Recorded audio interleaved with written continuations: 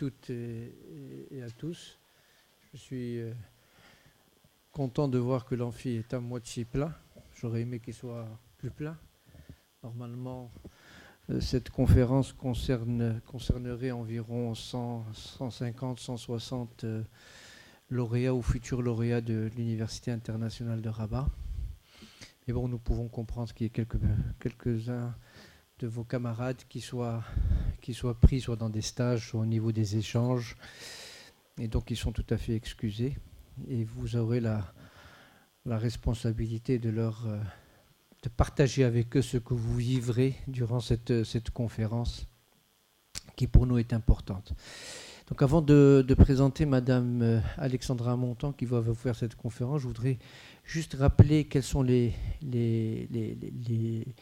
missions de l'université. Le président Nordé Mouadib se répète régulièrement, à chaque fois qu'il a l'occasion de rencontrer des étudiants ou à chaque fois qu'on le rencontre dans le cadre de réunions formelles ou informelles, il insiste beaucoup sur la mission de l'université qui est au fait de ne pas uniquement délivrer un diplôme. C'est la fonction première de l'université, bien sûr, mais notre mission aussi, c'est de vous accompagner tant que faire se peut pour vous insérer dans le marché de l'emploi. C'est un marché difficile, c'est un marché où il faut se préparer pour entrer dans le marché de l'emploi.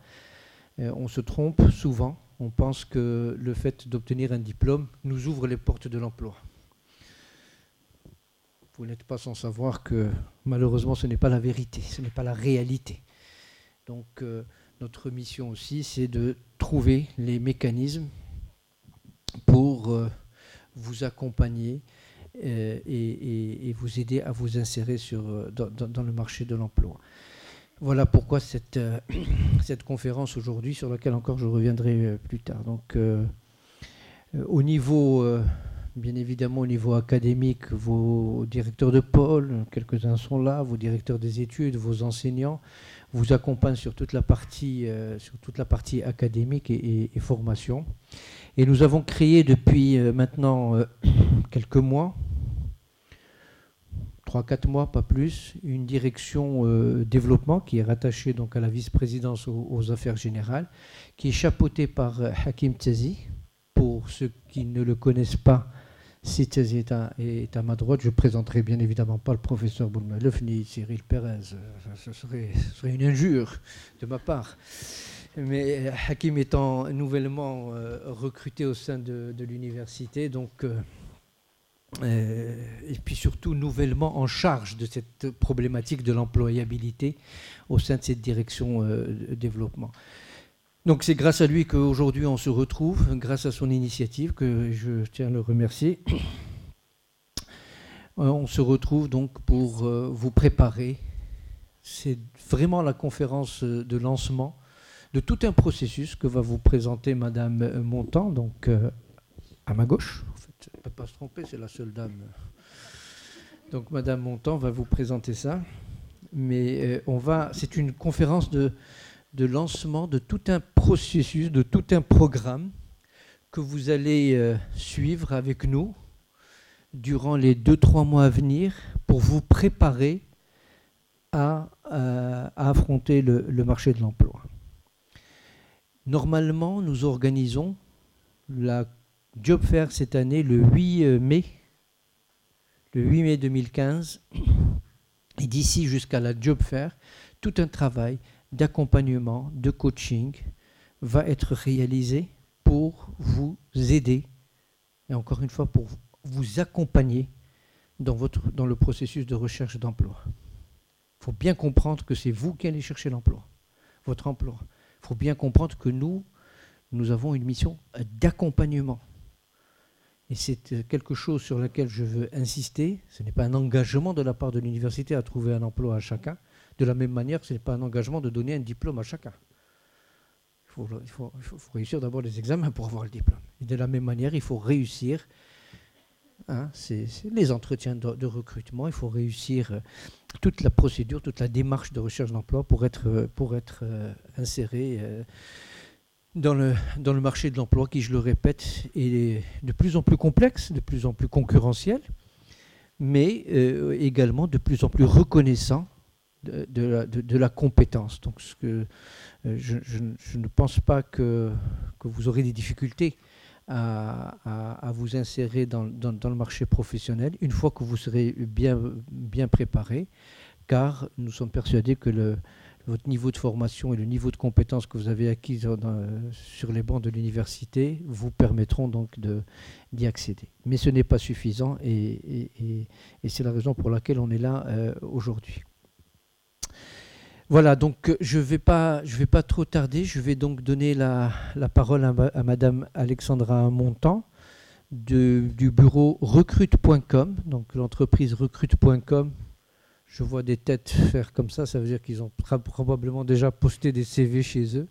Recrute.com est une entreprise extrêmement dynamique dans le secteur de l'employabilité, au fait, du marché de l'emploi. C'est une agence de recrutement, mais c'est également une structure qui se spécialise dans l'accompagnement des jeunes tels que vous pour s'insérer dans le marché de l'emploi. Donc sans plus tarder, je donnerai donc la parole à Madame Montant qui va vous parler de coaching, de conseils pour vous permettre de vous insérer donc dans le marché de l'emploi. Merci.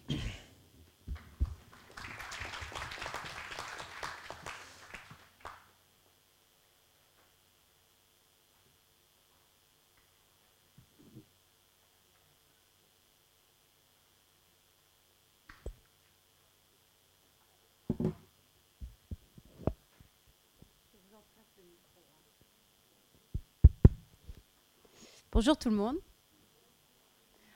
Alors je me lève, si ça ne vous embête pas, messieurs. Donc déjà, ravie de vous rencontrer et ravie de travailler avec vous pendant ces 3 mois à venir jusqu'à la Job Fair. Donc voilà, l'objectif là, c'est vraiment de vous présenter un peu l'atelier, l'accompagnement complet qu'on a prévu pour vous, pour pouvoir vous aider à intégrer dans les meilleures conditions le marché de l'emploi. Alors j'avais mis cette superbe affiche qui a été réalisée, mais bon, je crois que tout le monde a eu le temps de la lire. Donc, je passe à l'étape d'après. Alors déjà, je tiens à vous remercier déjà vous d'être là, parce qu'il n'y avait aucune obligation d'être présent, et c'est vraiment la volonté, indique la volonté que vous avez de réussir votre intégration sur le marché de l'emploi et d'avoir le meilleur poste.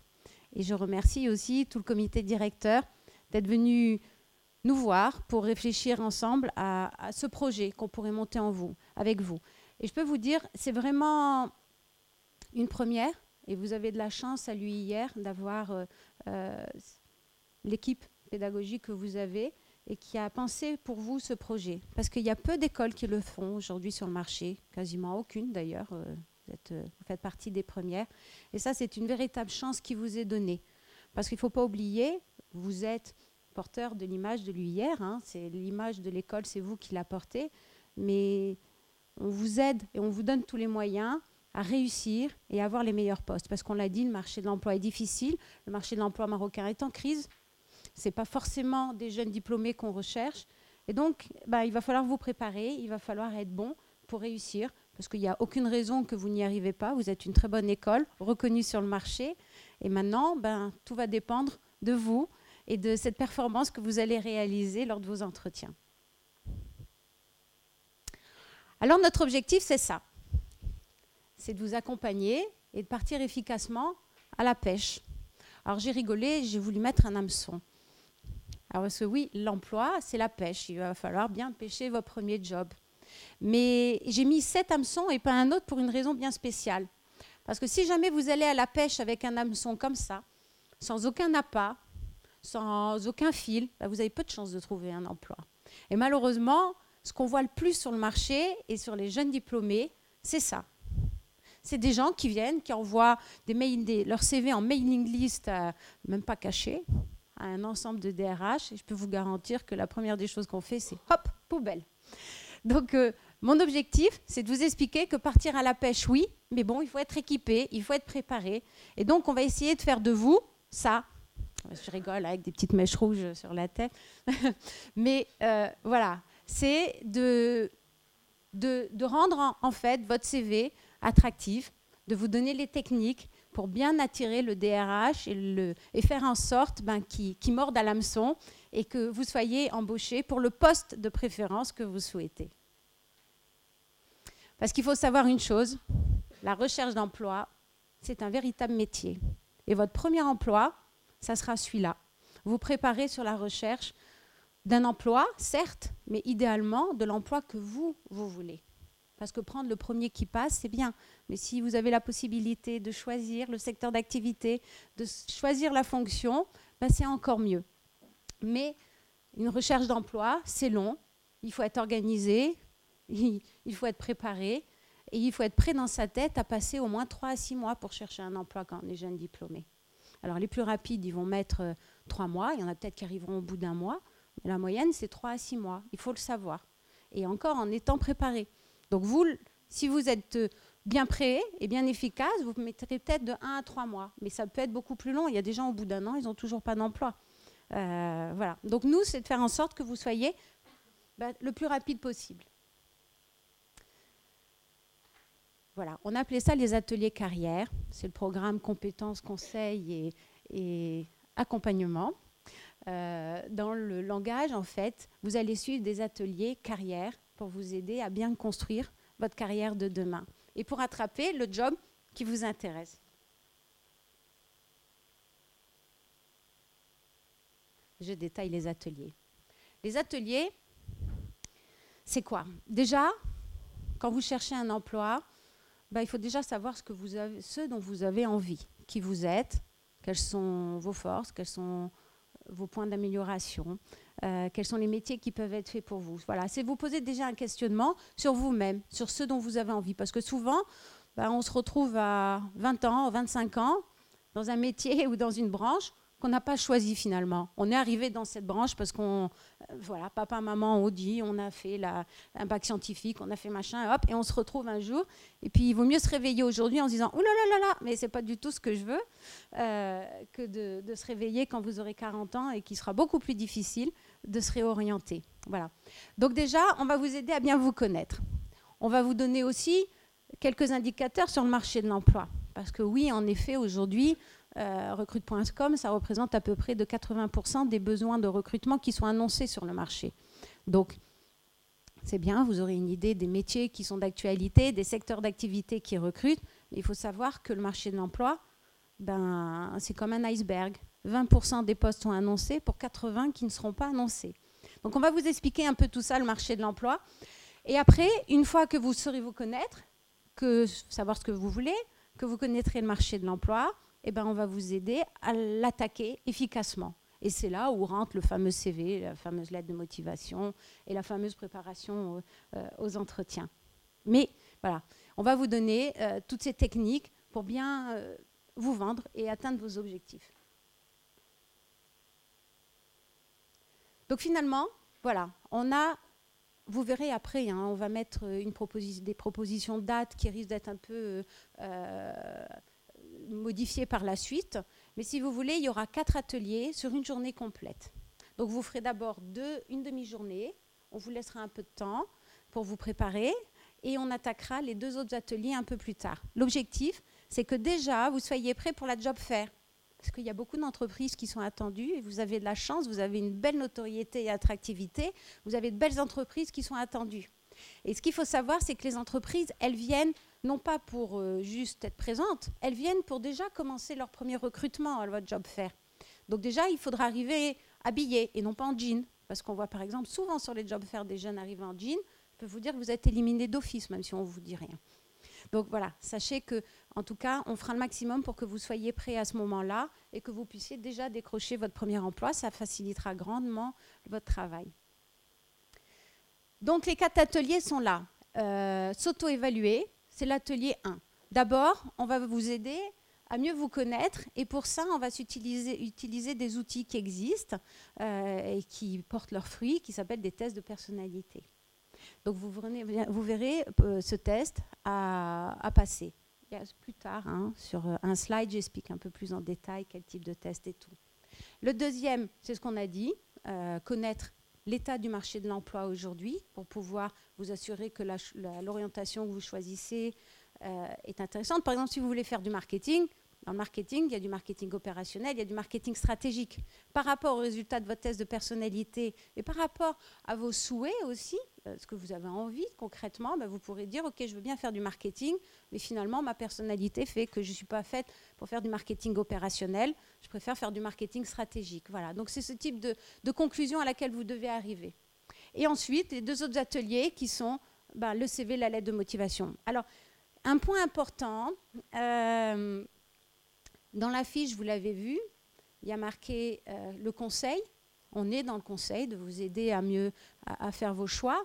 Mais il y a marqué aussi l'accompagnement et le coaching. Les ateliers, ça va être de la théorie, mais de la théorie interactive, si je peux dire.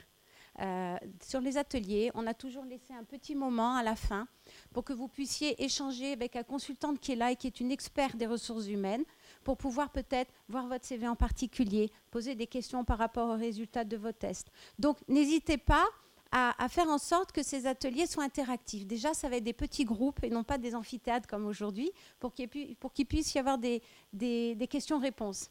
Mais surtout, il y a une petite étape à la fin qui sera prévue pour votre coaching individuel et pour répondre à vos questions spécifiques. Donc, c'est très important quand vous venez aux ateliers d'arriver avec les éléments. L'atelier 1, vous viendrez avec vos tests. Comme ça, vous pourrez répondre, avoir des questions et on pourra répondre. Et les ateliers 3 et 4, vous viendrez avec votre CV qui sera prêt. Et comme ça, elle pourra donner son avis d'expert par rapport à votre besoin, vous conseiller en fonction de votre besoin.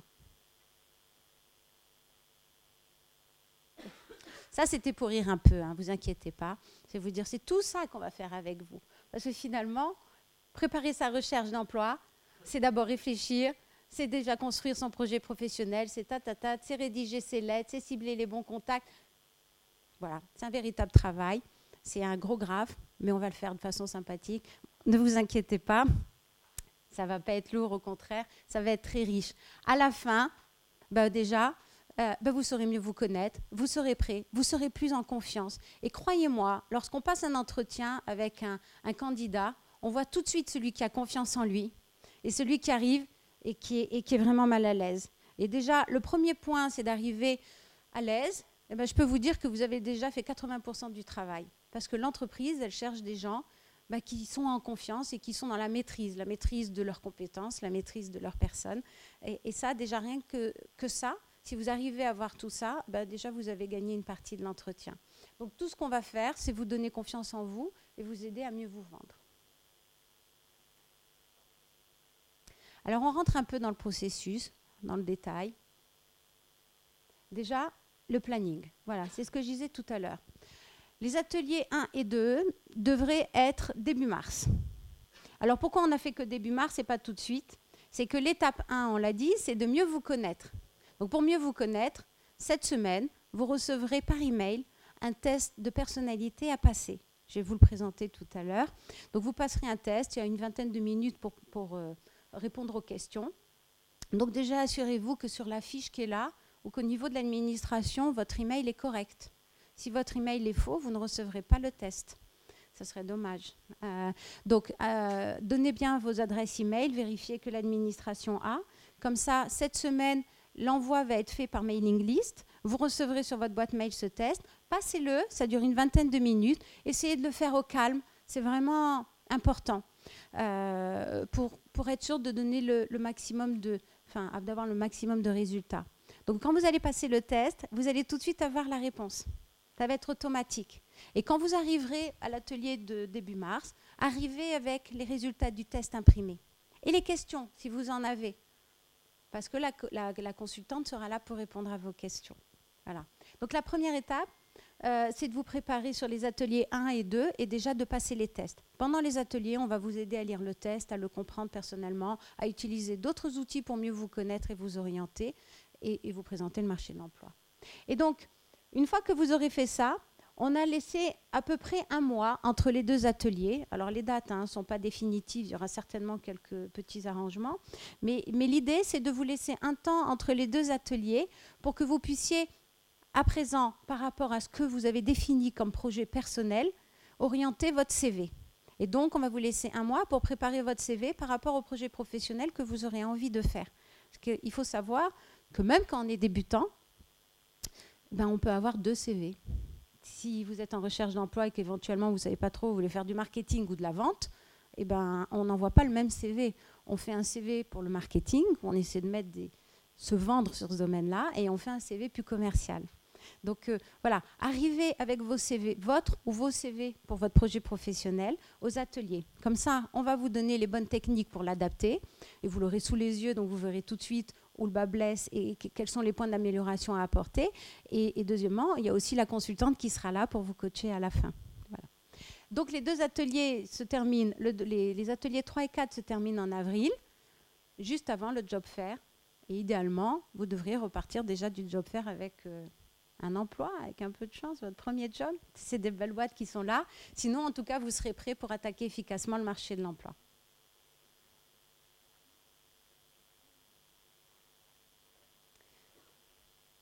Ça, on en a déjà parlé. Mais retenez bien, vérifiez bien l'email. Si vous ne recevez pas l'email, vous ne passerez pas le test, et quand vous arriverez à l'atelier, vous n'aurez pas le test et vous allez vous ennuyer. Et surtout, c'est tellement dommage. L'UIR vous offre ce test-là qui est vraiment... C'est un des tests les plus utiles. Il faut savoir une chose, ce test-là, c'est quelque chose que vous pourrez joindre à votre dossier, certes, pour donner plus de force à votre choix de carrière, mais surtout, sachez que les entreprises utilisent le même test que vous allez passer. Aujourd'hui, la plupart des grandes banques du marché, par exemple, si je prends le secteur bancaire, ils utilisent ce même test. Et c'est quelque chose qu'ils utilisent pour s'assurer que la personne fait affaire ou non. Donc, si vous passez le test, vous allez être plus à l'aise par rapport aux questions, et donc aussi, ça peut vous aider dans votre réussite plus tard. Donc, faites-le sérieusement. Alors, on va rigoler un peu. À votre avis, est-ce qu'on a des latinistes ici? Non? À votre avis, c'est quoi? Alors, en français, tout le monde connaît. En latin, plus difficile. Oui, clairement. Mais en français, ça veut dire... Ce que j'adore, c'est que ça fait l'effet à tout le monde. Hein. Mais moi, je suis la première, je n'ose pas le prononcer parce que tout le monde rirait. Alors, je vais vous le dire en français, c'est « connais-toi toi-même ». Alors, on dit que c'est Socrate qui a sorti ça. Mais voilà, ça, c'est l'importance de se connaître. Vous voyez, c'est tellement important que c'est gravé dans la pierre. On le dit aux jeunes, on vous le dit, mais à n'importe quel moment de sa vie, on explique que c'est important de se connaître parce qu'à tous les niveaux, si on se connaît mieux, on sera mieux avec son interlocuteur. On va pouvoir grandir dans sa vie. Donc voilà. Donc le test que vous allez passer, il vous apprendra à mieux vous connaître. Alors, je passe un peu les différents tests. Ça, on en a déjà parlé. Juste là, j'arrive concrètement aux résultats que vous allez avoir suite à la passation de votre test. Ça, c'est un terme sympathique pour dessiner votre personnalité. On appelle ça une rosace. En jargon, on dit que c'est une toile d'araignée, c'est plus clair. Mais globalement, chaque dimension que vous avez là, c'est un trait de votre personnalité. On va analyser 24 traits de votre personnalité. Par exemple, quelle est votre ambition? Et à chaque fois, on l'oppose, l'ambition, l'extraversion. Donc en fait, on va mesurer globalement, sur toutes ces thématiques, ces 24 traits de personnalité, comment vous vous positionnez. Alors on va vous donner une rosace, c'est très mathématique, c'est très scientifique. La bonne nouvelle, c'est que le test que l'UIR a choisi pour vous, il est très simple d'interprétation, parce qu'après, pour chaque dimension, vous allez avoir un résultat de ce type-là. On va vous dire, vous, globalement, voilà, si je prends ici votre besoin d'objectivité et votre volonté de persuasion, voilà comment vous vous positionnez. Globalement, c'est plutôt positif, c'est plutôt un peu négatif. Donc à chaque fois, on va vous donner vos points forts et vos points d'amélioration. Donc à titre personnel, c'est très riche, mais à titre, si je veux dire, technique pour la recherche d'emploi, c'est très riche aussi. Parce qu'à la fin, on va vous dire, et ça c'est la grande force du test, voilà l'adéquation métier par rapport à votre personnalité. Disons que vous êtes quelqu'un d'extraverti. Ben forcément, si vous êtes quelqu'un d'extraverti, on va éviter de vous enfermer dans un bureau toute la journée, tout seul. Genre, les métiers de la finance, c'est peut-être pas trop pour vous. Par contre, les métiers de la vente, les métiers du marketing, les métiers de la communication et tout ça sont beaucoup plus adaptés pour vous. Donc, par rapport à votre personnalité, on va vous dire globalement quels sont les types de métiers pour lesquels vous avez les forces. Voilà. Donc ça va vraiment vous aider dans votre recherche à mieux vous connaître, certes, mais surtout à vous assurer que votre choix de carrière est important.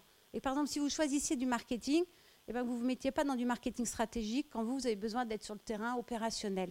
Parce qu'il y a une chose qui est claire, c'est que le métier que vous devrez choisir, la première des choses, c'est que vous devez choisir un métier que vous aimez. Pourquoi ? Parce que vous allez y être tous les jours de votre vie. Alors autant y aller avec plaisir si vous n'avez pas envie de tomber malade. Donc posez-vous bien les bonnes questions aujourd'hui. Et si vous devez mettre plus de 6 mois pour trouver votre premier emploi parce que vraiment vous avez envie de faire quelque chose de compliqué, donnez-vous la chance de le faire. C'est aujourd'hui que vous devez réfléchir parce que à changer de carrière à 40 ans, c'est très difficile. Quand on a votre âge, on a le droit d'avoir des rêves. Et moi, je vous dis, essayez d'aller et de donner vie à vos rêves parce que vous serez épanoui tous les jours dans votre travail. Donc tout ça, c'est pour vous aider à être épanoui plus tard. Alors prenez-le comme ça. Voilà. Donc j'ai fait court, enfin je ne sais pas si c'est très court. En tout cas, j'espère que vous avez compris l'importance de ces ateliers, de ces 4 ateliers qui vous attendent sur 2 demi-journées. Et surtout, n'oubliez pas de passer votre test et d'arriver à la première demi-journée avec les résultats de votre test et de les avoir lus avant. Voilà. Parce que là, vous pourrez en tirer profit. Donc merci beaucoup. Et puis, est-ce que vous avez des questions ? Ah. Bonjour. Attendez, on va vous donner le micro. Je m'appelle Salwa, c'est Eddy, je suis en 2e année master Supply Chain Management. Je vous remercie pour votre présence et vos conseils. C'est pas une question très pertinente, c'est juste par rapport à la date. Est-ce qu'elle est définitive, le 2 mars ? Parce qu'on est censé commencer notre stage ce jour-là et voilà, ça poserait un peu problème. Alors ça, je vous laisse voir avec Monsieur Tazi et son équipe sur les dates. Je pense qu'on a dit que ce n'est pas définitif. Donc justement, si vous avez des contraintes de ce type-là, c'est maintenant qu'il faut voir avec l'équipe pédagogique. Oui, alors pour répondre à la question, que vous soyez en stage ou en cours, pour ce genre d'événement, vous êtes complètement excusés et encouragés pour y participer. Donc ceux qui seront en stage, et que dès que vous obtiendrez les dates des séminaires, des ateliers en question, aucun souci, nous on fera un courrier par la suite à l'entreprise pour vous autoriser à vous absenter de l'entreprise. Ceux qui sont en cours, je pense aux 3e année PGE par exemple, le même principe, si ça tombe pendant un séminaire, là aussi vous serez excusés. Si par contre ça tombe pendant un contrôle continu, là il va falloir qu'on trouve éventuellement une date de permutation pour vous faire participer à notre atelier. Mais en fait globalement, on va faire en sorte de vous donner toutes vos chances pour participer à ces 3 mois de formation et d'accompagnement à l'emploi. C'est prioritaire. C'est prioritaire, c'est d'autant plus prioritaire qu'il faut que vous jouiez le jeu vous aussi jusqu'au bout, que ce soit dans les tests, que ce soit votre façon d'être vis-à-vis de ces séminaires-là. Donc même pendant ces ateliers, venez habillés comme si vous alliez à votre recherche d'emploi. Ça sera du conseil en temps réel et je pense que vous avez tout intérêt à vous donner à fond dans cette démarche-là. Donc pas de retard. On arrive habillé, on arrive préparé surtout. Je le répète parce que ça ne fera qu'appuyer le discours de Madame Montand, c'est que ça ne sera bénéfique pour vous que si vous êtes engagé et préparé en amont à ces ateliers-là. Donc ne vous inquiétez pas sur la partie, on va dire, administrative des choses. Vous serez couvert. Si vous souhaitez participer, j'espère que c'est pas si, c'est étant donné que vous allez participer à ces ateliers, on vous accompagnera où que vous soyez pour que vous puissiez participer dans les meilleures conditions. Puis rassurez-vous, les entreprises, elles ont l'habitude que les stagiaires ils soient obligés de temps en temps de retourner à l'école. Et ils ont l'habitude, ils le prendront pas mal.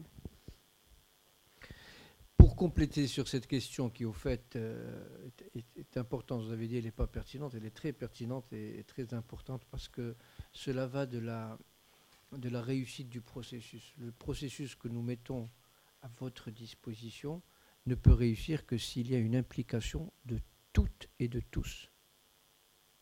C'est au fait, c'est un plus que l'on met à votre disposition pour vous accompagner. Profitez-en. Et puis surtout, profitez-en, relayez ce message auprès des absents. parce que je pense que c'est une démarche innovante, Madame Montand l'a répété tout à l'heure, de la part de l'université pour accompagner ces jeunes lauréats. Et donc ce genre de problématiques d'emploi du temps qui derrière implique la problématique de l'assiduité et de la présence sont importants. Alors, pour être clair, tout ce qui a été fait en termes d'organisation, de planification, d'approche, etc., a été fait en collaboration avec les pôles concernés. Et donc, ce que vient de dire M. Pérez, je pense, M. Boulmelf pourra dire la même chose. Je suis désolé, mais il y a aussi le professeur Belhassani qui est impliqué dans le processus, qui pourra également confirmer la même approche. C'est-à-dire que c'est extrêmement important. On ne veut pas rendre cela obligatoire parce que c'est extra-académique, hein, c'est pas une présence au cours suivie d'un examen, mais c'est quand même extrêmement important et on vous encourage vivement à être présent. Un point sur les tests. Madame Montand a beaucoup insisté sur les tests. Prenez-les très au sérieux. Ça peut vous paraître dans un premier temps comme étant un jeu, mais c'est extrêmement important. Et vous verrez que toute recherche d'emploi, dès que vous passerez par des bureaux de recrutement dignes de ce nom, de renom, vous passerez des tests de ce style-là. Donc c'est aussi le premier test que vous allez passer. Faites-le avec beaucoup de sérieux et les résultats de ce test pourront vous servir dans votre recherche d'emploi. Surtout que le test qui a été choisi n'est pas des plus communs, c'est un test professionnel et il a été dit et répété pendant l'intervention de Madame Montand qu'un certain nombre de recruteurs potentiels utilisent ce test-là et donc seront, je dirais, confortables avec des jeunes lauréats qui auront déjà fait cette démarche. C'est un plus. Ça peut vous paraître pas important au début, mais vous verrez que c'est extrêmement important. Nous qui avons recruté quelques dizaines, voire plus, quelques centaines de jeunes, je peux vous dire que ça fait tout de suite une différence. Il y a ceux qui connaissent, ceux qui ne connaissent pas. C'est déjà important. Et connaître, ce n'est pas uniquement passer le test, c'est également passer le temps à analyser le résultat du test. Parce que ce test-là va vous donner une photographie à l'instant T. L'objectif, c'est d'améliorer cette photographie à l'instant T plus 1. Et donc, de travailler sur les points faibles, je dirais, ou les points à améliorer pour mieux vous préparer. Ce n'est pas une fin en soi, hein, c'est vraiment un démarrage d'un processus. Question ? On est tous là.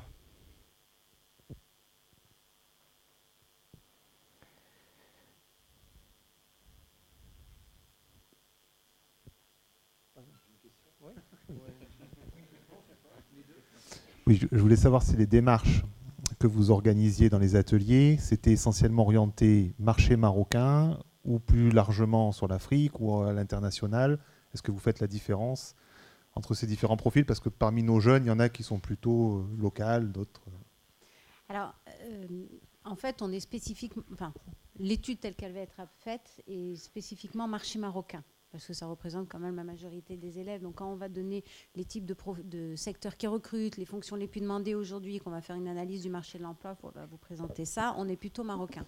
Mais ce qu'il faut savoir, c'est que pour ceux, par exemple, qui cherchent à travailler à l'international et en Afrique en particulier, on vous donnera aussi des astuces de, aujourd'hui, comment est le marché africain, comment on se comporte, comment on l'attaque. En tout cas, ce qui est clair, c'est que il n'est pas tellement différent du marché marocain. Voilà. La seule chose, c'est comment vous mettre en relation avec lui. Ça, c'est la bonne question à se poser et on répondra à toutes ces questions-là. Parce que dans les ateliers qu'il y a, je vous l'ai dit tout à l'heure, le marché annoncé, le marché découvert de l'emploi, ça représente 20% du marché au Maroc, mais de façon globale, ça représente rarement plus de 20%. La majeure partie des recrutements, ils sont faits en annoncé, via le réseau, via la candidature spontanée, via toutes ces choses-là. Et ça, on va vous expliquer comment pouvoir toucher aussi ce marché caché au Maroc, en Afrique, en Europe, parce que c'est toujours les mêmes moyens qui sont utilisés. Voilà. merci Sabla. Oui, peut-être je vais me répéter, mais c'est un point très important que je voulais aborder. En fait, on a prévu cette conférence de sensibilisation pour vous accompagner tout au long de ces 3 mois. Il y a l'événement La Job Fair qui est arrêté, prévu le 8 mai. Mais l'idée, c'est de vous accompagner et vous préparer à rencontrer les grandes entreprises de renom qui vont être sur place ce jour-là. Donc, il y a tout un travail. La liste n'est pas encore arrêtée, mais il y a tout un travail qui va être fait. Et deux éléments importants. La première, c'est de bien mentionner votre mail. Parce que lors de cette invitation à la conférence, on a eu quelques soucis, quelques problèmes par rapport à des mails des uns et des autres. Donc, si vous permettez, il y a donc liste d'inscription où vous mentionnez votre mail exact. Deuxième point, c'est un questionnaire d'attente qu'on a mis à votre disposition. C'est important pour qu'on puisse anticiper et préparer ce qu'on va faire demain. Donc, dans quel secteur vous ciblez, quel secteur d'activité, quelle zone géographique, etc. Et de toutes les manières, on reste à votre disposition. La direction de développement, il y a moi-même, il y a Madame Alami Fatem Zahra, que j'imagine que vous connaissez, à votre disposition pour répondre à des questions éventuelles par la suite. Merci. Sur l'histoire des mails, ce sont les mails UIR qui sont utilisés, c'est ça? Donc c'est vos adresses uir.ac.ma. Tout le monde a son adresse. Ben, vous passerez en sortant d'ici régler ce problème-là avec les gens de la DIC qui, eux, quand je leur pose la question, me disent que tout le monde a ses adresses et que tout le monde... C'est très simple, tout le monde a une adresse. J'ai posé la bonne question, ça vous a réveillé. Non, parce que c'est très très important. En fait, oui, il y a un problème sur les adresses mail. Non, peut-être les anciens n'ont pas. S'il y a des anciens diplômés parmi nous des années, des promos précédentes qui n'ont pas d'adresse mail, tout ça sera réglé. Votre point d'entrée, c'est la direction développement pour ce projet-là. Mais normalement, au niveau de la direction système d'information, il y a les mails qui ont été créés pour tous nos étudiants. Et c'est très simple, hein, c'est prénom.nom@uir.ac.ma. Donc voilà, c'est... Donc pour ceux qui n'ont pas, vous pourrez vous rapprocher de la DSI, mais c'est le meilleur canal de communication parce que des fois, sur d'autres adresses mail, il peut y avoir des spams, des choses comme ça qui perturbent la communication. Alors, il y a une question, monsieur. Bonjour. Alors Youssef Chaud, PGE, première promotion. Alors, est-ce qu'il serait possible de nous envoyer des mails sur la boîte uir.ac.ma et éventuellement aussi nos boîtes personnelles, parce que c'est les boîtes qu'on consulte quotidiennement. Ça veut dire, il se peut que je reçoive un mail sur la boîte uir.ac.ma et que je ne consulte pas le jour même. On ne va pas s'attarder sur cette problématique de mail. On répondra à votre question favorablement, mais sachez que c'est un effort supplémentaire qui est fait pour être certain. Mais dans toutes les universités dans le monde, une fois qu'un étudiant s'inscrit, pour l'administration, seule l'adresse mail donnée par l'administration est valide. Et ils vous le disent dès le départ. C'est-à-dire que, voilà. Mais bon, étant donné que le processus est en train de se mettre en place, je veux bien qu'il y ait quelques petits soucis techniques. Donc on fera les 2 mails, mais on ne va pas s'attarder plus sur cette question. On fera le nécessaire pour que vous ayez l'information. D'ailleurs, l'information, vous l'avez aujourd'hui déjà, c'est très important. D'autres questions? Oui, c'est encore moi. Madame Menton, j'aimerais savoir les groupes que vous allez constituer pendant les ateliers. Est-ce qu'ils seront constitués de manière homogène par rapport à notre formation au niveau d'études ou ça sera un peu comment? Si vous avez déjà une idée. Merci. Je pense que M. Tazi, vous pourrez mieux répondre. En fait, ça va être de manière homogène, donc, par groupe, par filiale. Donc, comme ça, il y aura un groupe homogène. Mais ce qui est clair, c'est que ça sera des petits groupes. Et ça, c'est très important. Et vous avez vraiment une chance que ça soit en petits groupes, parce que vous allez avoir vraiment le coaching qu'il y a sur l'affiche. Vous allez y avoir droit. Et profitez-en. Nous, les consultantes, elles ont été briefées pour vous laisser une plage horaire à la fin pour voir les questions de chacun et de voir le CV en one-to-one. C'est très important. Donc, utilisez-le. C'est vraiment une chance qui vous est donnée unique, là, parce que je peux vous dire qu'il n'y a personne qui fait ça. C'est que vous avez quelqu'un qui va pouvoir répondre à vos questions spécifiques et à votre problématique. Chaque personne est différente, avec des cas particuliers, enfin, un cas qui est propre. Et on est là pour vous donner les techniques de façon globale, mais surtout répondre à vos besoins aussi personnels. En fait, pour compléter, ça va être des groupes de 20 à 25 personnes. Et au courant de la semaine, on va vous transmettre le test par mailing et on va arrêter les dates définitives avec les groupes. Voilà, donc, une fois qu'on règle ce problème de... Je profite également de cette occasion, Sablaoui, si vous permettez, pour également annoncer qu'on est en train de travailler sur la création de l'association des anciens de lauréats de l'UR. Donc, le statut il est en cours de préparation. On va vous sensibiliser encore une fois donc pour qu'on travaille ensemble pour la création de cette association. Et l'idée, c'est qu'on arrive à la date du 8 mai avec une association, avec un président qui est élu, etc. Voilà. Oui, c'est un point important. Merci de le rappeler. Donc on va accompagner nos jeunes lauréats pour monter cette association des anciens de l'UIR. On va vous accompagner donc sur les aspects juridiques, administratifs, etc. Ça, c'est pas un souci. On vous accompagnera également au niveau, je dirais, financier pour donner quelques moyens à cette association pour pouvoir commencer à faire des actions voilà, en tant qu'ancien de l'UIR. Donc, elle sera, je pense que le 8 mai, le jour de la job fair. Donc nous aurons, tout sera prêt, hein, je pense que tout sera finalisé d'ici là, nous signerons les statuts, on fera un petit événement un peu officiel, c'est-à-dire la date de naissance de l'association des anciens, ce sera le 8 mai 2015, voilà, et ce sera en votre présence. D'ici là, il y a un ensemble de choses qui se préparent, notamment de mettre en place un bureau provisoire en attendant les élections en bonne et due forme, hein, parce qu'il faut amorcer la pompe. Hein. J'ai vu tout à l'heure des mains se lever. Non ? Il y avait 2-3 personnes qui avaient souhaité prendre la parole tout à l'heure quand j'ai donné la parole à monsieur. Non ? Si vous le mettez. Pour répondre à la question de l'étudiante, on a déjà des étudiants de M2 qui sont en stage, ils sont là, donc il n'y a pas de problème. Donc ils sont déjà là. Okay.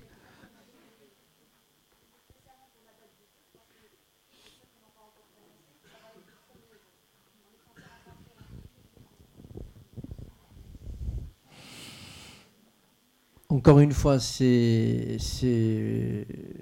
ajustements de planning, il peut toujours y avoir en accord avec les pôles un ajustement des plannings. Mais encore une fois, toute entreprise comprendra parfaitement que vous êtes dans une logique d'accompagnement et l'absence d'une demi-journée ne sera pas dramatique et surtout qu'elle sera autorisée par la direction de pôle concerné. Je ne pense pas qu'il y ait des soucis particuliers là-dessus.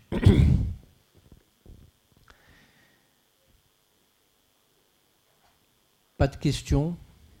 Je pensais qu'il allait y avoir plus d'enthousiasme. Il y a une question par là. Ah.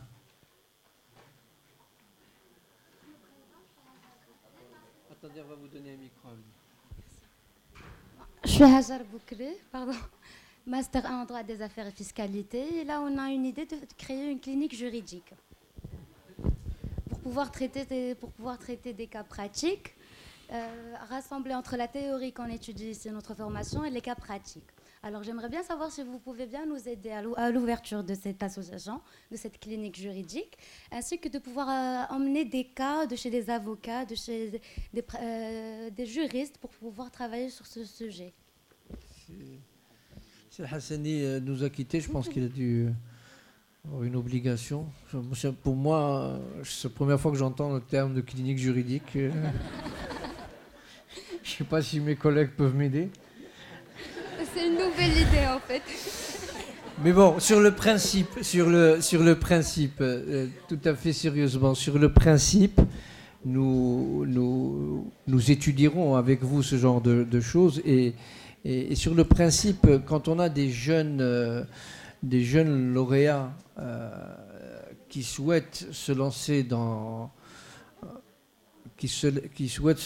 l'entrepreneuriat, vous trouverez bien évidemment une écoute attentive de la part de l'UIR pour vous accompagner. Et l'accompagnement n'est pas toujours d'ordre financier, hein. C'est pas le plus compliqué souvent, mais un accompagnement pour vous aider éventuellement dans une logique de création d'entreprise. Pour la petite anecdote, je ne sais pas si vous le savez, mais je profite que vous soyez parmi nous pour vous le dire, parce que c'est une belle success story, parce que nous en sommes fiers et parce que je pense qu'il faut le dire et pour donner aussi l'exemple, c'est que il y a 2 ans déjà, ou un an, je me rappelle plus, c'était la rentrée 2014 ou 2013 ou 2012, je me rappelle plus. On avait lancé un appel d'offres pour trouver un gestionnaire pour votre. Il y a une laverie, un pressing là, au niveau de la cité universitaire numéro 2. On a lancé un appel d'offres. On a ouvert, on a adjugé, sans savoir qui était propriétaire de l'entreprise. Et ben, c'était un jeune lauréat de l'UIR. Et c'est très sympathique, on l'a encouragé parce qu'en plus il était lauréat de l'UIR, donc on a un petit peu facilité, accompagné, on l'a aidé dans son installation. Aujourd'hui, voilà. C'est une micro-entreprise, une mini-entreprise, mais qui fonctionne et qui fonctionne bien. Voilà, si vous pouvez ramener votre linge chez lui, ce serait bien. En tous les cas, le linge sera lavé en famille.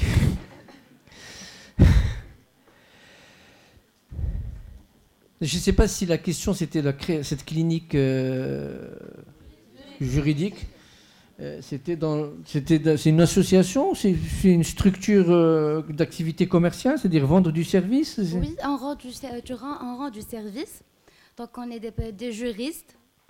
On prend des cas pratiques, on rassemble entre la théorie et la pratique. Genre, on étudie du droit, alors un avocat nous donne un cas et on travaille sur ce cas qu'on va présenter au tribunal et par après. Et ça va être ouvert aux anciens lauréats et aux nouveaux lauréats qui peuvent y accéder. D'accord. Donc, au fait, c'est pas une activité commerciale, c'est pas... Ça peut être commercial, c'est remboursable. D'accord. C'est aussi, hein. Si on va travailler sur un cas, on doit être remboursé. D'accord. Très bien. Au début, c'est au titre onéreux, c'est gratuit. D'accord.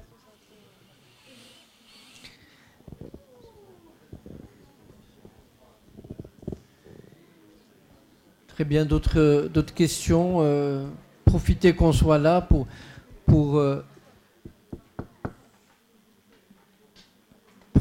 profitons qu'on soit ensemble pour poser des questions concernant cette... Pas de questions sur la job fair? Non, rien de particulier? Alors tout simplement sur la job fair, nous avons tiré les conclusions des deux précédentes job fair qu'on a organisées en 2013 et en 2014. La manière dont la job fair 2015 sera réalisée est complètement différente. La preuve en est là. C'est-à-dire qu'au fait, on s'est aperçu après deux expériences plus ou moins réussies que le plus important, c'est de vous accompagner suffisamment avant la job fair pour que vous soyez, disons, prêt le jour de la job fair. On a fait un accompagnement les années précédentes, mais je pense que l'accompagnement a été fait trop tard dans le temps, trop proche de la job fair. Et c'est pour ça que là, nous nous sommes mobilisés 3 mois à l'avance pour que les choses soient faites dans les règles de l'art. Vous avez votre thèse, vous avez les ateliers, qu'il y ait des échanges, etc. etc. On s'est fait accompagner par le bureau recrute.com, donc vous connaissez certainement, puis de notoriété en tous les cas sur le marché marocain et pas mal aussi avec les jeunes, hein, les jeunes diplômés qui rentrent dans le marché de l'emploi. Donc on a essayé de mettre, je dirais, de s'y prendre suffisamment en avance pour que cet accompagnement soit complet. Et au fait, que c'est un processus qu'on lance aujourd'hui. Ce qu'il faut bien saisir, c'est que ce processus-là, normalement, devrait vous emmener à être, je dirais, à l'aise dans votre approche de recherche d'emploi à partir du mois de mai. La job fair étant le démarrage de votre, entre guillemets, le démarrage de votre processus de recherche d'emploi. Et nous essaierons également, ce que nous n'avons peut-être pas fait l'année dernière, nous allons cibler les entreprises qui seront là en fonction des profils de nos jeunes lauréats. Nous avons tiré et aussi les conclusions et des discussions que nous avons eues l'année dernière avec vos camarades. Et au fait, on va cibler de telle manière à ce que vous ayez des entreprises, d'abord qui sont en phase de recrutement, parce que toutes les entreprises ne sont pas en phase de recrutement, premièrement, et deuxièmement, des entreprises qui recrutent des profils tels que les vôtres. Donc normalement, on devrait avoir une brochette d'entreprises intéressante, et comme disait Madame Montand, peut-être qu'à la fin de la job fair, vous sortirez avec une proposition de recrutement. Cyril, tu voulais rajouter quelque chose ? D'autant plus, si vous permettez, d'autant plus qu'au niveau de cette journée, il y aura des one-to-one, c'est-à-dire toute l'après-midi va être dédié à des one-to-one avec les entreprises présentes. C'est-à-dire on va présélectionner pour vous des entreprises et des entretiens, c'est-à-dire qu'on va définir ensemble en amont. Vous venez l'après-midi, vous avez un entretien avec telle entreprise. Voilà.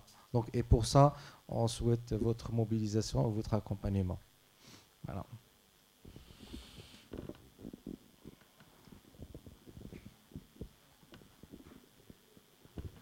Pas de questions ? C'est bon, tout est clair ? Je pense que on va pouvoir, je pense sous le contrôle de Madame Montand, vous transmettre la présentation. Hein. Donc on va pouvoir vous transmettre la présentation qui a été faite. Donc elle sera mise sur votre espace Moodle. Hein, c'est bien ça, Cyril ? Voilà. S'il y a des soucis, je le répète parce que le démarrage est extrêmement important, c'est au niveau des tests. S'il y a des soucis au niveau des tests, vous avez le contact direct avec la direction développement. Donc Fatem Zahra El-Ami, que vous connaissez tous, qui est là-haut, c'est pour les gens qui ne la connaissent pas. Mais je ne pense pas que ce soit le cas. Et donc sous la supervision de Si Hakim Tiazi. Bien, bah écoutez, s'il n'y a pas de... Oui, allez-y.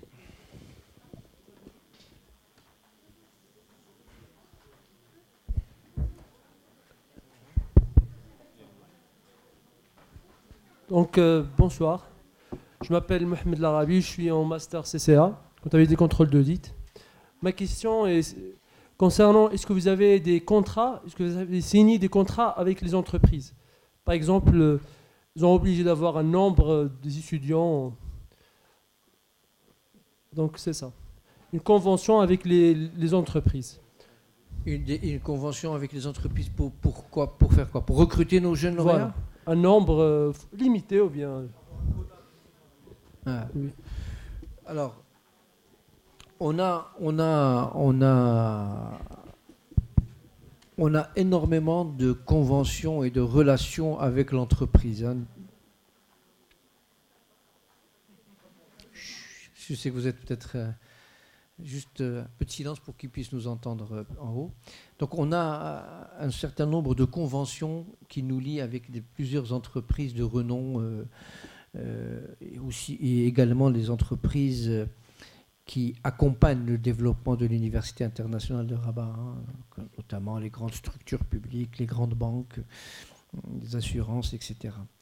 Il n'existe pas à proprement dit une obligation. On ne peut pas signer, je ne l'ai jamais vu, je ne l'ai jamais fait, je ne sais pas si ça existe sous d'autres cieux, mais on ne peut pas signer une convention avec une entreprise X où le responsable, le président de cette entreprise dit « je m'engage à recruter tant de lauréats de l'UIR ». Formulé de cette manière, telle que vous l'avez formulé dans votre question, ma réponse est non. Il n'y a pas de convention signée avec une entreprise qui oblige l'entreprise à prendre X étudiants par an de l'UIR. Par contre, ce qu'il y a, c'est que nous avons un certain nombre, alors là je ne peux même pas vous dire, mais ça se compte par dizaines, d'entreprises avec lesquelles nous avons un certain nombre de partenariats. Et dans ce partenariat, il y a l'accès de nos étudiants au stage, je dirais la possibilité de recruter les étudiants de l'UIR, mais bien évidemment en fonction de leurs besoins. Une entreprise recrute en fonction d'un besoin, ne recrute pas pour faire plaisir à l'UIR. Et en fonction de vos compétences. Donc il faut qu'il y ait un besoin et qu'il faut qu'il y ait une adéquation de votre compétence, de votre profil par rapport aux besoins de l'entreprise. Mais les entreprises nous connaissent. Nous travaillons avec l'ensemble des entreprises de Technopolis, puisque nous sommes tout proches. Nous travaillons beaucoup avec les entreprises qui sont, je dirais, les structures publiques ou privées, essentiellement publiques d'ailleurs, qui supportent ce projet et qui accompagnent ce projet, donc toutes les filiales de la CDG. Il y a aujourd'hui, la CDG, c'est 137 filiales. 137 filiales. Nous travaillons avec la Banque Populaire, nous travaillons avec le Crédit Agricole, le Crédit Immobilier et Hôtelier, CIH, avec les assurances, la MAMDA, la MCMA, le RCAR, donc la caisse de retraite. Ça c'est pour vous donner les structures qui sont dans le tour de table, qui accompagnent le projet, qui financent le projet UIR. Nous travaillons également beaucoup avec des entreprises dans le domaine de la recherche et développement. Nous travaillons également beaucoup avec des entreprises dans le domaine de la formation continue. Vous entendez souvent parler probablement de la formation continue, la formation continue, la formation continue. Il y en a beaucoup qui viennent, vous les rencontrez dans les salles. Aujourd'hui, on avait un groupe de la conservation foncière, on en a eu de tout horizon. Et à chaque fois que cela nous est possible, on propose à ces entreprises de lier un partenariat stratégique avec nous, mais ce n'est pas un partenariat engageant en disant je vais recruter 5 étudiants par an de l'UIR. Ça, personne ne le signera avec vous. Un complément ? Ah oui, je confirme. Je suis très étonnée par votre question, en fait. Moi, ça fait rêver, en fait, si ça pouvait exister ainsi. Malheureusement, non, ça n'existe pas.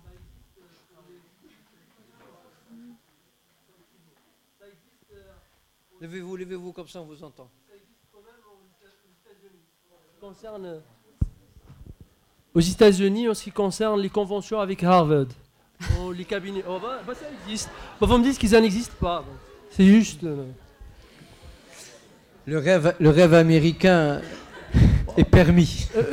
Et pourquoi pas le Moroccan Dream ça peut non, exister.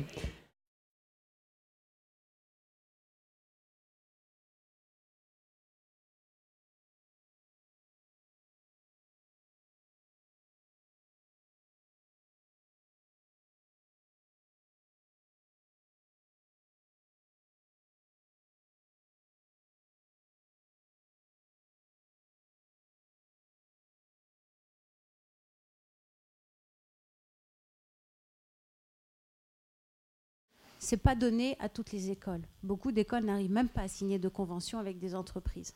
Aujourd'hui, vous avez signé de belles conventions. Ces conventions, c'est juste un engagement d'être présent et de venir éventuellement sélectionner les meilleurs candidats de l'école. Mais il n'y a aucune obligation de recrutement derrière. Et c'est en ça qu'aujourd'hui, l'UIR finance pour vous et vous fait cadeau de cette préparation sur laquelle on va travailler ensemble. C'est juste de vous dire, OK, aujourd'hui, vous avez une chance. Ces entreprises, déjà, elles viennent chez vous. Elles viennent, elles vont être présentes au job fair, elles sont présentes régulièrement parce qu'elles connaissent la qualité de votre formation. Elles ont envie de vous recruter. C'est déjà extraordinaire. Voilà. Maintenant, tout dépend de vous et du résultat que vous allez faire quand vous serez en face de l'entreprise. C'est vous devez vous vendre, vous, à présent. L'école, elle s'est vendue. C'est bon, elle est reconnue. Maintenant, c'est à vous de vous vendre. Et c'est ça, ce travail sur lequel on va travailler. C'est pour faire en sorte, justement, que vous ayez le meilleur poste dans les plus belles boîtes, dans l'audit, c'est ça? Voilà. Un complément d'information. On entend beaucoup parler d'employabilité et de taux d'insertion des jeunes lauréats. 5% de taux d'insertion après 3 mois ou 6 mois, après 6 mois, après 5-6 mois de l'obtention du diplôme, parce qu'on mesure le taux d'insertion après une certaine période. Hein. C'est comme ça qu'on le mesure. C'est exceptionnel. Moi, j'ai rencontré, on donne beaucoup d'importance. Si on est tous là aujourd'hui pour vous recevoir et pour partager avec vous, et je vous invite à poser des questions, et il n'y a pas de questions non pertinentes, et il n'y a pas de questions inintéressantes. Si on est tous là, c'est parce qu'on accorde une importance stratégique à l'employabilité des jeunes. Parce que je pense que l'un des mots MAUX, hein, l'un des mots que nous avons eu et que nous avons à affronter régulièrement aujourd'hui dans la société, et notamment vis-à-vis des jeunes diplômés, c'est ce qu'on appelle malheureusement les jeunes diplômés chômeurs. Et ça, c'est quelque chose que pour nous est une hantise. Notre objectif, c'est de faire tout pour qu'on n'ait pas de diplômés de l'UIR qui soient chômeurs. Maintenant, ceci n'est pas de notre ressort exclusif. C'est nous vous accompagnons. Nous mettons des experts pour vous accompagner. Nous nous mobilisons, nous faisons ce qu'il faut, nous faisons le lobbying nécessaire auprès des entreprises pour faire connaître l'UIR. Parce que la meilleure façon d'être recruté, c'est que les gens connaissent l'UIR globalement. Ils ne connaissent pas Monsieur X, Mademoiselle Y, Mademoiselle Z. Non. Ils connaissent l'UIR et puis quand ils ont un CV où il y a écrit UIR, ils disent ah ben tiens, c'est sérieux. C'est sérieux. Et donc, c'est ça tout le travail que nous faisons aujourd'hui. Je ne pense pas, vous le voyez, je ne vais pas vous présenter votre université, mais aujourd'hui, votre université a un positionnement national incontournable, indiscutable. Elle a un positionnement international qui commence à se mettre en place. Hein, on parlait tout à l'heure de Harvard, mon cher monsieur, qui ne m'écoute plus.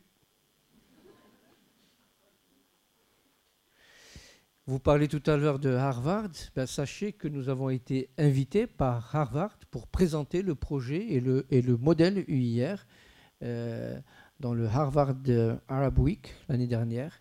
L'université internationale était représentée par son président pour parler de l'université internationale de Rabat. Donc le Moroccan Dream, moi j'y crois parfaitement. Il n'y a pas il faut pas se limiter dans les rêves. Oui, mais il faut se donner les moyens d'y arriver. Alors, j'ai rencontré les premiers diplômés PGE, notamment PGE. Et il y avait une jeune dame, je vais taire le nom, mais tout le monde la connaît probablement, qui était une jeune lauréate qui était, je dirais, assez déçue de sa démarche de recherche d'emploi. Et après 3-4 mois, était venue nous voir, très déçue, pas contente. On a pris les choses en main, on l'a accompagnée. En fait, il n'y avait pas qu'elle, il y avait 5 ou 6 personnes. Je parle sous le contrôle de Hakim si les chiffres que j'annonce ne sont pas bons. Ils ont tous été recrutés, sauf une personne, mais parce qu'elle a fait un choix professionnel différent. Et la personne qui est venue se plaindre, qui se trouve être une personne pleine de compétences, pleine de dynamisme, elle a eu 5 offres d'emploi. 5 offres d'emploi. 5 offres d'emploi. Moi, je n'ai jamais eu 5 offres d'emploi de ma vie. Elle a eu 5 offres d'emploi. Et j'ai demandé à M. Tézi de rentrer en contact avec elle. Et elle va venir, j'espère qu'elle acceptera de venir vous parler de son expérience. Elle a passé 3 mois à chercher du travail, elle n'a pas trouvé. Mais pourquoi elle n'a pas trouvé? Ce n'est pas parce qu'elle n'était pas compétente ou que son diplôme n'était pas bon qu'elle ne savait pas faire. Mais c'est parce qu'elle ne savait pas chercher du boulot. C'est ce que disait Mme Montand tout à l'heure. On prend le machin, le bottin. Bon, ça ne s'appelle plus le bottin, je ne sais plus comment ça s'appelle. Bon, enfin, un mailing list, bon machin, on envoie le même mailing à tout le monde. Moi, j'en reçois 200 par mois. Les machins, monsieur nanani, nanana, vous écrivez à une université ou je sais pas, ou une société qui vend des fringues ou, je sais pas, ou un restaurant de la même manière. Ça se voit tout de suite. Mais dites-vous bien que nous avons un peu plus que votre âge en expérience. Donc, les CV, les machins, on en a reçu des centaines et des centaines. Et il y en a malheureusement 80% qui vont à la poubelle. Je peux vous dire que personnellement, et je ne suis pas fier de le dire d'ailleurs, parce que normalement, on devrait quand même trouver le temps, parce que quelqu'un vous a écrit, on se dit, au moins quelqu'un nous a écrit, qu'on prenne le temps de lire et de répondre. Mais on n'a pas le temps. Et moi, je peux vous dire que 80% des CV que je reçois se retrouvent à la poubelle. Ils ne sont même pas classés au bureau d'ordre. C'est tout, quoi. Un recruteur, il passe 10 secondes sur un CV. C'est Et tout. encore, quand je dis 10 secondes, c'est beaucoup. C'est quand il est de bonne humeur. Ouais. Il ouvre, il ferme. Vous voyez, il faut réussir. Et des fois, il n'ouvre même pas. Mailing list, ou je porte à votre connaissance que je suis titulaire, poubelle. Mais on n'ouvre même pas. Donc, j'ai l'honneur de solliciter de votre haute bienveillance. Alors là, c'est... Tout de suite, c'est la poubelle. Mais vous rigolez, mais c'est triste. C'est triste, mais c'est triste. Parce que c'est des gens, on ne leur a pas appris, quoi. Donc, et alors, pour finir sur l'histoire de votre collègue, et puis on passera le micro à la jeune demoiselle. Donc elle a passé 3, 4, 5 mois, je ne sais plus, 3 mois, bref, et elle était mais vraiment pas contente, etc. Aujourd'hui, et je vous dis, elle viendra vous voir, et à ce moment-là, bien sûr, vous la connaîtrez, probablement que parmi vous savent de qui je parle, mais aujourd'hui, elle a eu 5 offres d'emploi. Ce n'est pas nous qui avons trouvé les offres d'emploi. Hein. Nous, on n'a rien fait. En fait, on n'a rien fait. C'est pas nous qui avons été chercher les entreprises pour lui faire une offre d'emploi.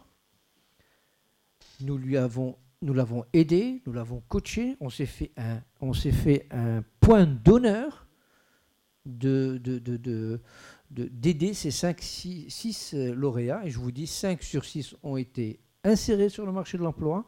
Et la 6e, qui est d'ailleurs également une jeune fille, elle a d'autres projets professionnels, elle ne souhaite pas travailler pour des raisons tout à fait personnelles et pour un autre projet.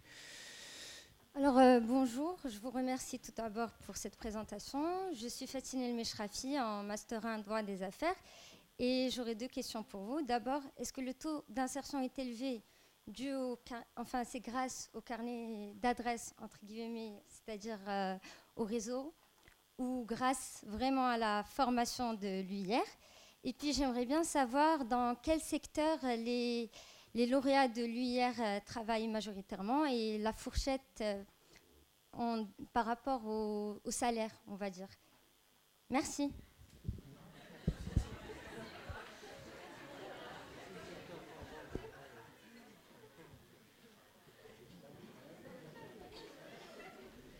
Alors, je me permets de répondre en premier, parce que j'adore ce genre de questions. On l'a tout le temps, et je l'ai tout le temps chez Recrute, avec de toutes les façons, ici au Maroc, ça marche que par piston. C'est fréquent, c'est récurrent. Ben non. Sachez que le premier moyen de recruter, au Maroc, mais dans le monde entier, c'est la candidature spontanée. Alors, est-ce que la candidature spontanée est du piston ? Je ne pense pas. Non. C'est clair que ça aide. Mais le piston, ce n'est pas tout simplement les amis d'un tel qui sont DG, etc. Non, le réseau, c'est vous allez au club de sport, vous sympathisez avec votre voisin, vous vous rendez compte qu'il est cadre dans telle société, et lui, il va recommander en cooptation votre CV, et vous vous faites embaucher comme ça. Parce que, voilà, ça, c'est du piston, et ça marche. Mais le piston, comme vous le sous-entendez, ça représente, c'est peanuts. C'est rien. Et même les leads, c'est pas. Je peux vous garantir. Moi, j'ai des entreprises, elles ont mis en place des grosses boîtes. Elles ont mis en place les tests pour la seule raison de plus vouloir répondre par la positive à du piston. Vous pensez qu'il n'y a que du piston, et les entreprises, pour les quelques-unes où il reste du piston, ils en veulent plus.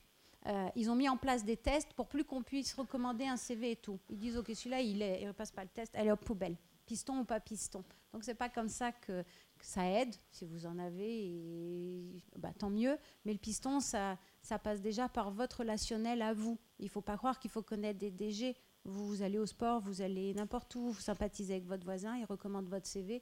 Ça marche très fort, ça aussi. Ça, c'est du piston. Voilà, mais vous pouvez le faire vous-même. Après, sur les salaires, Je peux, hein, je vous laisse la parole après. Hein. Alors sur les salaires, ça c'est la grande question qui revient toujours. Il n'y a pas vraiment de règles, et pourtant il y a des règles.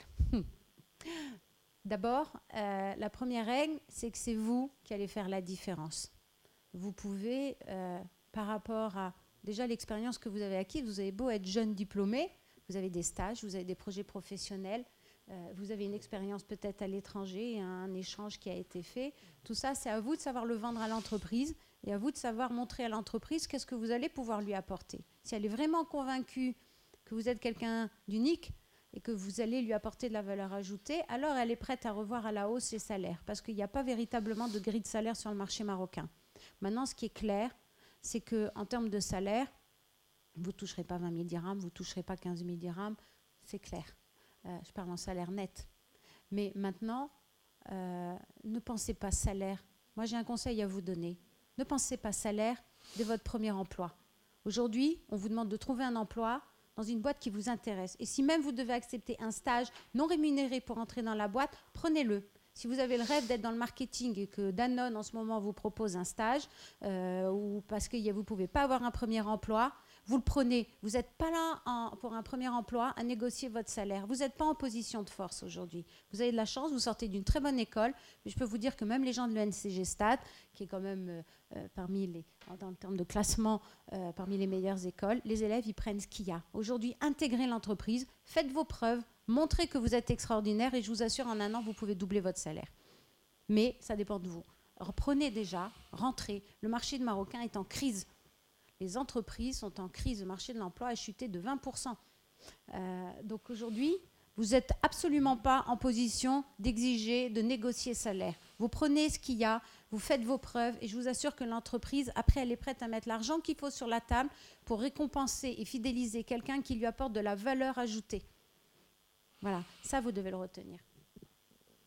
Oui, pour compléter sur les secteurs, hein, vous avez posé la question, donc la première expérience, puisque nos premiers lauréats ont intégré le marché du travail il y a quelques mois, essentiellement banque assurance, hein, beaucoup dans banque assurance, l'automobile, l'électronique.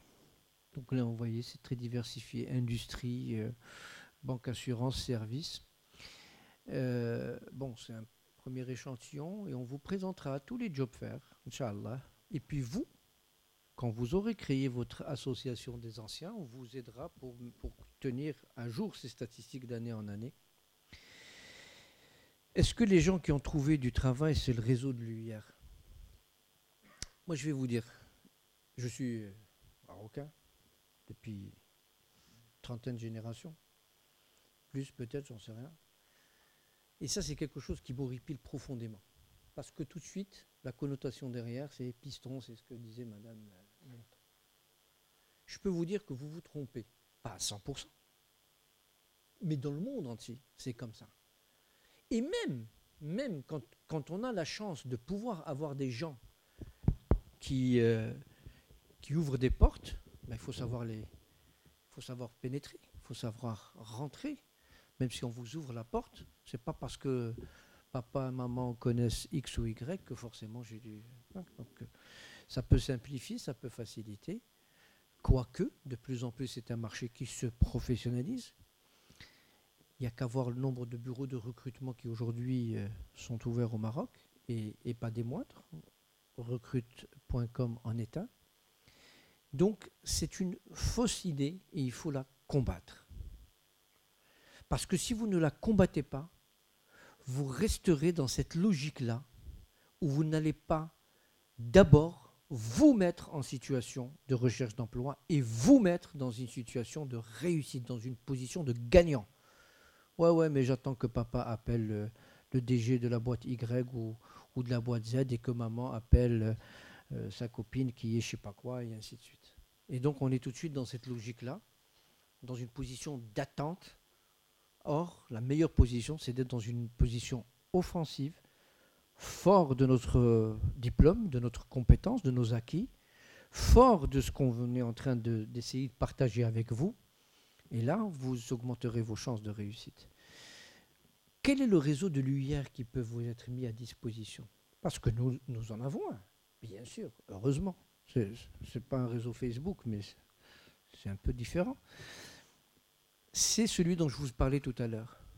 Nous travaillons sans relâche pour faire connaître le plus rapidement possible et le plus haut possible l'UIR. C'est ça qui est important. C'est ça le réseau. Si vous appelez ça le réseau, ben oui, c'est ça le réseau. Quand vous allez aller, je sais pas moi, vous allez aller chez la Lidec à Casablanca, chez Veolia ici à Rabat, chez HPCDG à côté, etc. Et qu'on vous dise oui, on a signé des conventions avec l'UIR, le gars il va voir le CV avec le logo, avec le nom machin, diplôme d'Université internationale de Rabat, il dit ah ben oui, c'est une université sérieuse, on a fait telle chose avec eux, on a fait tel contrat de formation continue, on a fait tel contrat de recherche et développement. On a entendu parler d'eux, on a fait une conférence, on a signé une convention de partenariat pour des projets nationaux, voire internationaux. On travaille avec Inna Holding. Inna Holding, c'est... Comment il s'appelle ? Chabi, c'est ça ? Le groupe Chabi, c'est plus connu sous le nom de groupe Chabi. On travaille avec eux, avec Inna Holding, pour les accompagner dans leur développement, dans la formation de tous leurs directeurs généraux. Bref, il y a un ensemble de choses. C'est ça le réseau qu'on met à votre disposition. En fait, ce qu'on est en train de faire, tous autour de cette table, plus une grande partie des cadres de cette structure, c'est de faire connaître le plus vite possible, le plus rapidement possible et positionner le plus haut possible l'Université internationale de Rabat pour, effectivement, une fois que vous arrivez chez quelqu'un qui ne dise pas « ouais, mais c'est quoi, c'est du hier, on ne sait même pas ce que c'est ». Je ne pense pas qu'il existe aujourd'hui un recruteur au Maroc qui ne connaisse pas l'Université internationale de Rabat, en toute modestie. En toute modestie. Je ne pense pas. Me revient à l'esprit un projet qu'on est en train de travailler, mais c'est un projet sur 2 ans, disons 1-2 ans, où nous avons été approchés par une boîte des Émirats arabes unis pour recruter des ingénieurs aérospatiaux. Tout simplement, ça veut dire que même à l'international, nous commençons aujourd'hui à avoir... Alors bien sûr, il y a un gros projet d'intégration régionale d'une plateforme de maintenance, je ne sais pas trop quoi, Airbus, ou je ne me rappelle plus des détails, et ils sont intéressés par recruter des jeunes ingénieurs. Alors ce qu'ils ont trouvé d'intéressant dans notre formation, pour être tout à fait clair, je sais qu'il n'y a pas d'ingénieur aéronautique ici dans la salle, parce que les premiers ne seront diplômés que... Voilà, que 2016, c'est ça. On leur a dit, c'est dommage, vous êtes venus un peu trop tôt, mais ils sont prêts à attendre. Ce qui les intéressait, 1, c'est qu'ils sont anglophones. 2, c'est qu'ils soient arabes. Parlons clair et tranquille. Ils voulaient recruter des jeunes arabes, alors anglophones, arabes avec un diplôme américain. Il n'y en a pas beaucoup dans l'univers. Hein. Donc, on est en train de travailler avec eux et ces recrutements, ils sont en train de développer une plateforme, comme je vous dis. Donc, c'est ça la vraie réponse.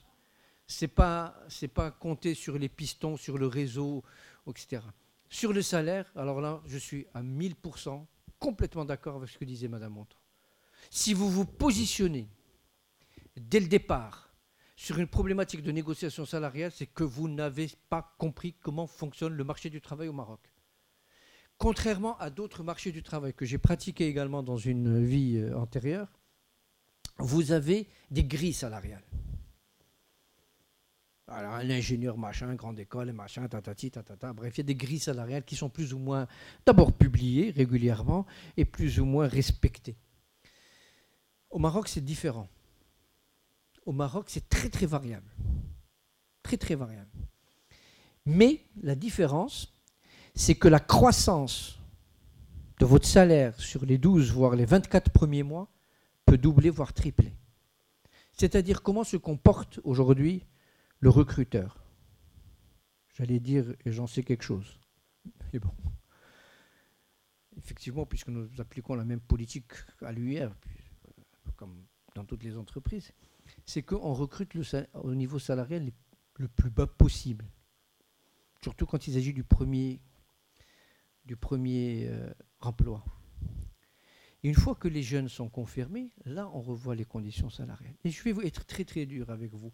Il ne faut pas penser que le marché de l'emploi est un marché simple. C'est un marché compliqué, beaucoup plus compliqué que que ce que vous apprenez, je dirais, au quotidien, parce qu'au quotidien dans l'université, vous avez des professeurs, des enseignants qui vous expliquent, qui vous encadrent, vous passez des examens, vous ne réussissez pas, vous avez la deuxième session, et ainsi de suite, etc. Là, c'est beaucoup plus complexe. Le marché est beaucoup plus complexe. Il y a de la concurrence.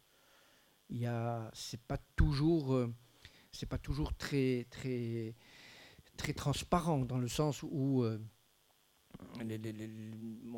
l'entreprise peut recruter en phase de croissance, peut ne pas recruter, peut licencier en période de crise, etc. Et ce qui se passe, c'est que c'est les personnes qui ont le plus de compétences, je dirais techniques, académiques, qui réussissent, qui arrivent, mais également et surtout, je dirais, il faut être armé pour affronter le marché de l'emploi. Souvent, quand une entreprise ouvre des postes pour des jeunes, ils se disent, moi, je préfère prendre, au lieu de recruter, je ne sais pas moi, 5, je vais en recruter 8. Je vais descendre le prix le plus bas possible.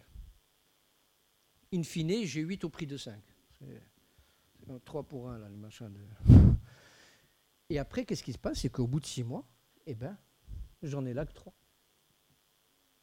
C'est clair, c'est aussi cru que ça. L'entreprise, elle voit son intérêt, elle dit, très bien. Je vais en recruter 8 au prix de 5. 6 mois après ou 1 an après, je confirme ou je ne confirme pas. Et donc, on va sélectionner en fonction des compétences, de la capacité de s'adapter au monde de l'entreprise, de la capacité à travailler ensemble, à travailler en équipe, de la capacité à s'engager, à produire, à livrer ce qui est attendu de nous. C'est ça la différence. Et donc, le premier salaire est très souvent très bas. Et j'ai vu des salaires plus que doublés en une année. Tout à l'heure, vous parlez de doubler. J'ai vu des salaires plus que doublés en une année. Au sein de l'Université internationale de Rabat, nous sommes aujourd'hui 180 personnes. Pour vous donner un exemple d'une université, hormis le corps enseignant-chercheur qui est un statut très particulier, qui rentre dans un processus très clair de sélection, parce qu'il faut un certain nombre d'années d'expérience, un certain nombre de publications, etc., etc. Mais tout le corps administratif que vous voyez autour de l'université, donc une centaine de personnes à peu près, sur les 180, c'est la même logique de recrutement. Et je peux vous dire, mademoiselle, pour répondre à votre question, il n'y a pas de piston. Et nous veillons à ce que les recrutements qui sont faits soient faits dans une logique de compétence, dans une logique de transparence, mais aussi dans une logique, comme je disais tout à l'heure, nous sommes là pour défendre les intérêts de l'institution UIR, et donc on essaie de recruter le plus bas possible en termes de salaire. Et après, bien évidemment, quand on a des cadres, qu'on n'a pas envie de s'en séparer, on les fidélise par des augmentations de salaire assez conséquentes.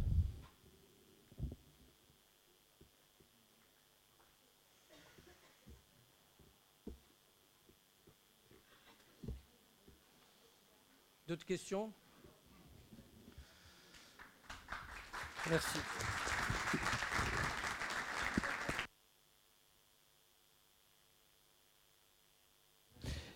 Il y a M. Hakim Tiazi qui voulait vous dire un petit mot de conclusion. Non, j'insiste, si vous permettez, sur la fiche d'inscription, que vous pouvez essayer la remettre en sortant.